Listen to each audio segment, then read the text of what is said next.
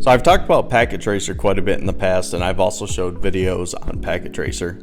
Well, today I'm going to show you how you can set up EVE-NG. This is going to allow you to try out other equipment besides just Cisco. So as long as you have images from other manufacturers, you'll be able to virtualize that inside of EVE-NG. So you'll be able to try out FortiGate, MikroTik, Arista, and any other brand that you want to try out. This tutorial, I am setting it up in Proxmox, but if you follow along, you should be able to set this up on bare metal also. Okay, so the first thing that we're going to do is set up our VM in Proxmox, and I'm just going to name this EVE-NG. OS, we're going to choose our ISO image. Everything else is going to stay defaults, and then we can hit next on that screen too. And for this example, I'm just going to leave it as 32 gigs.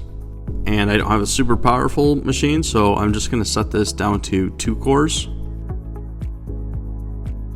Then you can hit next, and then I'm just going to leave this at 2 gigs.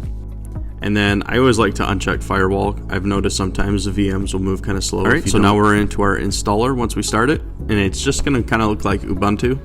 Just hit next, hit done on this, hit done on this. Everything's pretty much going to be the defaults for this.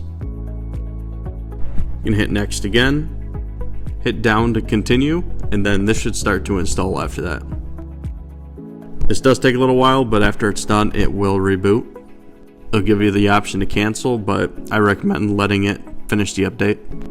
Okay, so now it's rebooting. When it reboots, it does give you the option to log in. Do not log in for the first time. Let it install the rest of the stuff that needs to install. Now it's going to reboot again, and now it's actually going to show EVE-NG on here. Okay, so now this login screen you can log into. Username is going to be root, and then password's Eve. It does show that up at the top.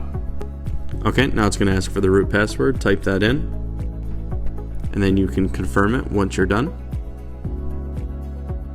Now you can set the host name. I'm just going to keep it as EVE-NG. You can change the DNS name for this, and then hit OK. I would recommend setting this to a static IP.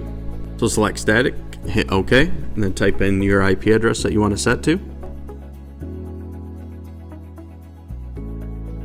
Then hit OK again. Then the subnet mask, in my case, is going to be 255.255.255.0. And the gateway, this is going to be the IP address of your router. And mine's 1014.1.1. And now you're going to set your DNS servers. I'm going to do Cloudflare's, and then I'm also going to set up Google's. Then hit OK. This one you don't really have to put anything in here if you don't want to. I'm not going to, so I'm just going to hit OK. And then I'm just going to leave this as the default for our direct connection. And then this is going to reboot again. Once it's back up, it's going to show you the IP address that you can go to access the web UI. Now you can log in with admin and then Eve, and there you go. You have it all set up.